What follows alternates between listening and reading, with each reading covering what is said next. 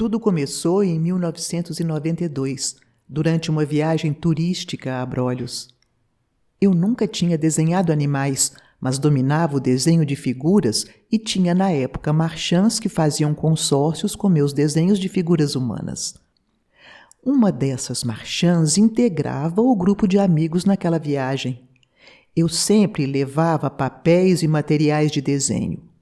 A visão daquela água transparente com peixes grandes e coloridos rondando o nosso barco foi impactante. Comecei a desenhá-los debruçada na proa do barco.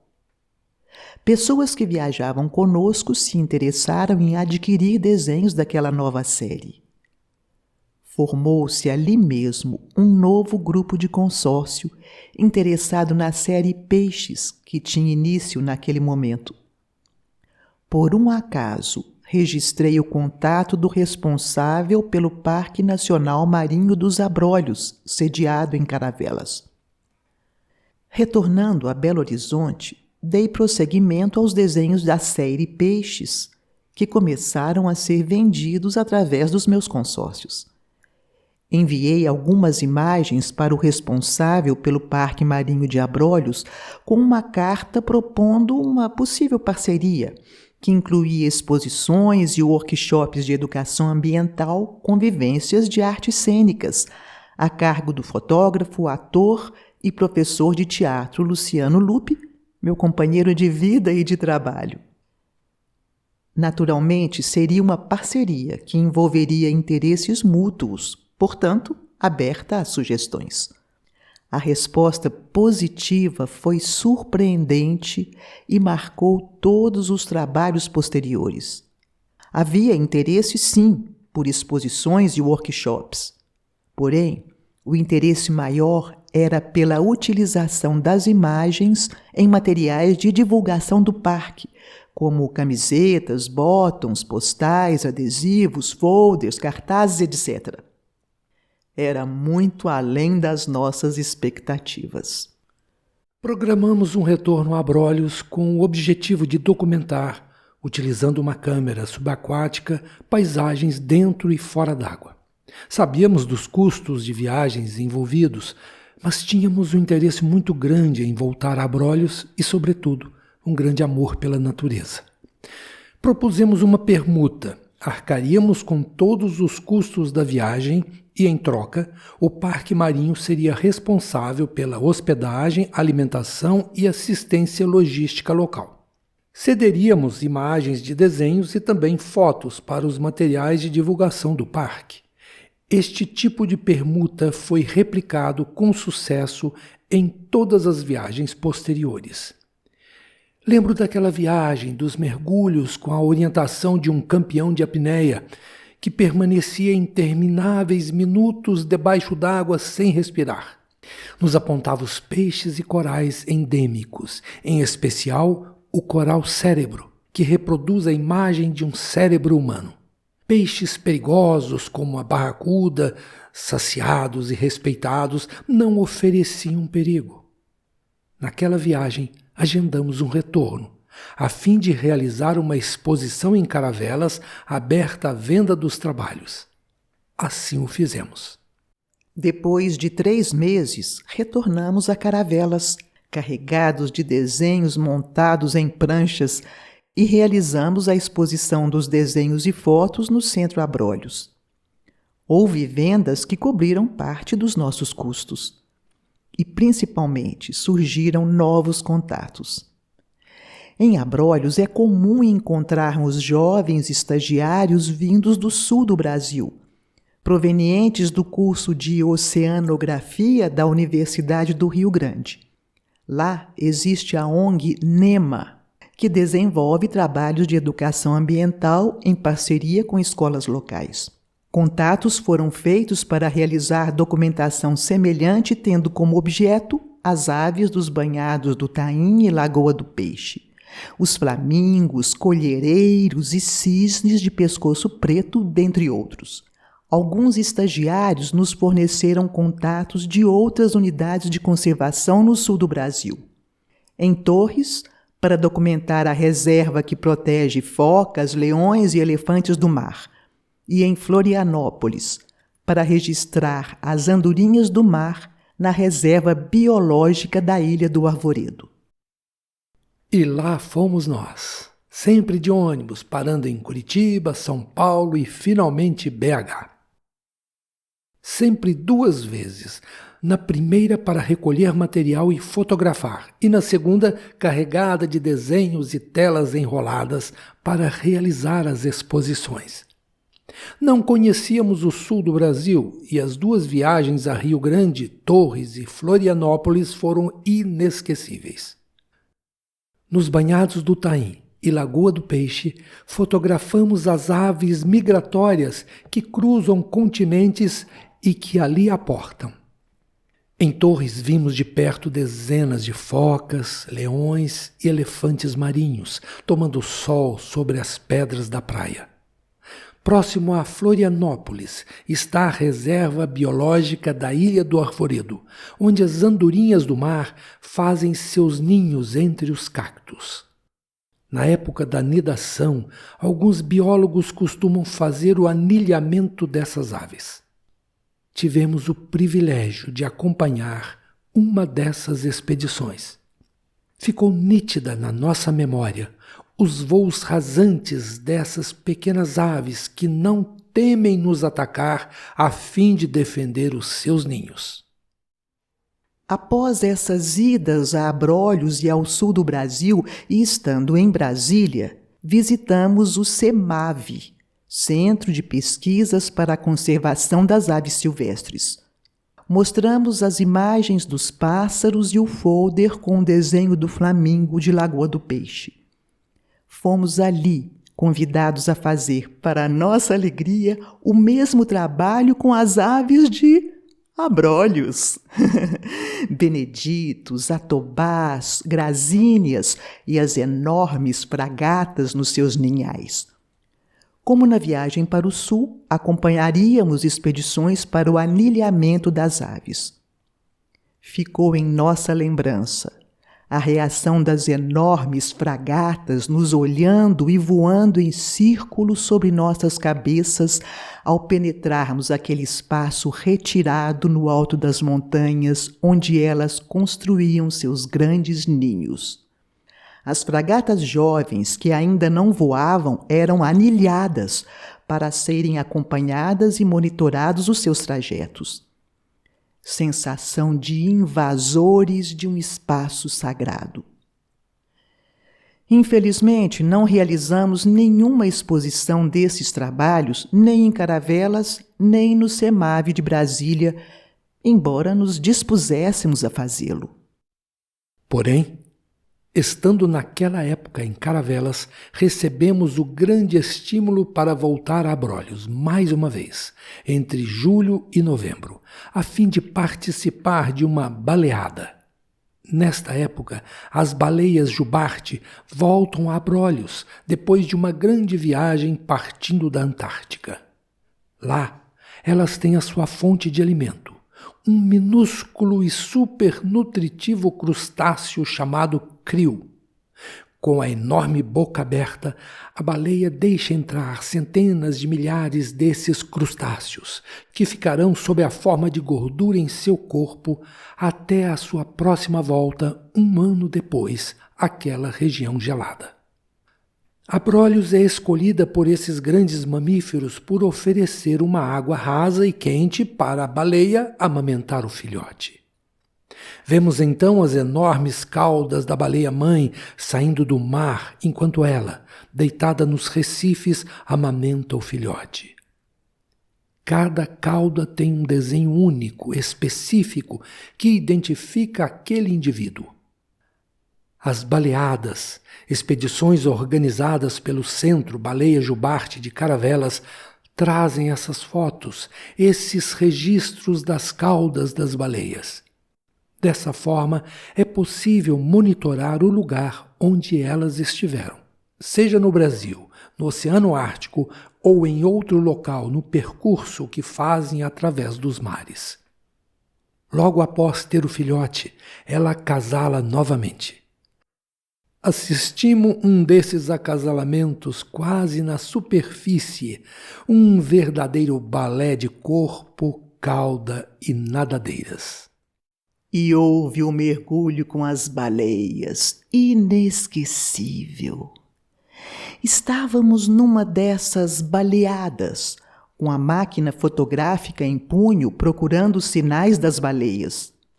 Vimos 3 juntas, 2 machos e uma fêmea, segundo a coordenadora do projeto. Quando elas se aproximaram devagar, vimos a coordenadora colocar sua máscara e nadadeiras.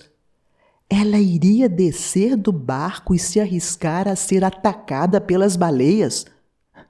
A resposta nos surpreendeu. As baleias são dóceis e interessadas na espécie humana. Elas podem oferecer o risco de um acidente num movimento brusco da cauda, por exemplo, que pode fazer virar qualquer barco pequeno. Porém, se elas nos percebem e se aproximam devagar, não há perigo. Podemos descer e observá-las debaixo d'água. Podemos, sem nenhum perigo, ver este animal maravilhoso de corpo inteiro. Vamos? Na mesma hora, colocamos nossas máscaras e nadadeiras, loucos para acompanhá-la. Mas ela estendeu a câmera para o Luciano, pedindo para ele registrar as caudas das 3 baleias. E lá fomos nós 2, deixando o Luciano frustrado com a câmera na mão. Caímos na água de mãos dadas. Lembro que só deu tempo para eu calçar a nadadeira em um pé. Tremia de medo. Porém, mais uma vez o fascínio e o sabor da aventura venceu o medo. As 3 baleias vieram devagar, curiosas em conhecer aquela nova espécie. 2 aproximaram pelos lados, a última por baixo, e nos olhamos nos olhos, as 2 espécies, baleias e humanos, dóceis e curiosas, dividindo o mesmo espaço neste planeta Terra. Nunca irei me esquecer daqueles olhos enormes. Quando voltamos para o barco, ríamos de pura excitação e alegria. Foi a maior emoção da minha vida. O Projeto Tamar, que protege as diversas espécies de tartarugas marinhas, existe em diversos pontos da costa do Brasil. As tartarugas voltam para desovar na mesma praia onde nasceram, depois de viajarem o ano todo pelos mais diversos oceanos. Ali, elas cavam um buraco na areia e depositam dezenas de ovos grandes e redondos. Fecham o buraco e voltam para o mar. Os filhotes eclodem dos ovos semanas mais tarde, sem verem a mãe. Saem da casca e correm em debandada em direção ao mar, fugindo dos pássaros e crustáceos que os perseguem. Dentro d'água ainda enfrentam outros predadores.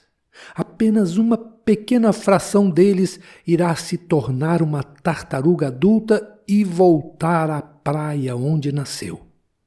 O Projeto Tamar existe há décadas e na costa brasileira protege principalmente a tartaruga verde. Em Abrolhos, tivemos contato com a pessoa responsável pelo Tamar de Guriri e Itaúnas, na costa do Espírito Santo. Fizemos o contato e tivemos uma resposta positiva. Em Guriri, assistimos à eclosão dos ovos e à corrida desesperada das tartaruguinhas batendo nadadeiras como se fossem asas. E tivemos a oportunidade de ministrar um workshop de técnicas teatrais para crianças e adolescentes locais. Meses depois, voltamos para exposições nas sedes do Projeto Tamar, em Guriri e em Itaúnas. E depois recebemos bonitos postais com imagens dos desenhos. Sempre ouvimos falar da Ilha da Trindade, 1/3 da distância até a costa da África, o ponto mais distante do território brasileiro partindo da costa do Espírito Santo. Lá está sediado o posto oceanográfico da Ilha de Trindade, uma guarnição da Marinha. De 3 em 3 meses acontece uma visita de um navio da Marinha à Trindade, e em algumas ocasiões eles levam jornalistas ou estudiosos. O contato para a ida à Ilha da Trindade foi completamente sem intermediários. Estando eu no Rio de Janeiro, vi, por acaso, numa das ruas do centro da cidade, a sede da Marinha do Brasil. Entrei lá sem a menor pretensão ou expectativa. Levava o meu book com as imagens dos desenhos de espécies diversificadas. Mostrei para um atendente, que foi muito gentil e me encaminhou para um superior. Ele se mostrou interessado e eu fiquei de enviar uma proposta de Belo Horizonte. O tempo passou e eu até me esqueci daquele encontro. Após alguns meses, eles me retornaram positivamente. Em uma semana, eu deveria estar no Rio para partir no navio de socorro da Marinha Felinto Perry. Infelizmente, o Luciano tinha um trabalho importante em Rondônia naquela época, e eu tive de ir sozinha com minha máquina fotográfica e o material de desenho. Chovia torrencialmente na saída do rio. Desde a primeira hora de viagem, iniciei meus desenhos. Em bico de pena, retratei a intrincada parafernália de roldanas e cabos que via diante de mim. Durante os 4 dias de viagem, desenhei vários ângulos do navio. Na ilha, eu fotografava sem parar. Fotos realmente inéditas, inclusive sobrevoando a ilha no helicóptero da Marinha. Trindade é um paraíso, pedra e águas revoltas em torno do que foi um vulcão. É o posto mais distante do Projeto Tamar. Alguns meses depois foi realizada uma exposição dos desenhos numa sede no Rio. Alguns integraram um número da Revista Marítima, ilustrando um artigo meu com memórias de Trindade vista por uma artista. Soube mais tarde que os desenhos em bico de pena estão adornando as paredes do navio. Também tive a surpresa de, em 1993, ser convidada para uma sala especial no 19º Salão Marinheiro, em Brasília. Também em Brasília, um ano depois, realizamos uma exposição na sede do IBAMA, na Semana do Meio Ambiente, com a inclusão das principais obras ou imagens delas. Encontrávamos com pessoas ligadas ao Greenpeace e WWF e recebíamos estímulo para formatar um grande projeto contemplando unidades de conservação nas 5 regiões do Brasil. Chegamos a esboçar um projeto neste sentido. Também tivemos um sonho bastante ambicioso de propor à Marinha do Brasil uma parceria para documentar a estação do Brasil no continente antártico. Ambos não se concretizaram.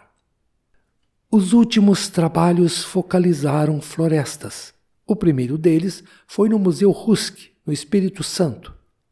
O objetivo principal era a documentação de várias espécies de beija-flores e, naturalmente, das lindíssimas espécies de flores, em especial as bromélias.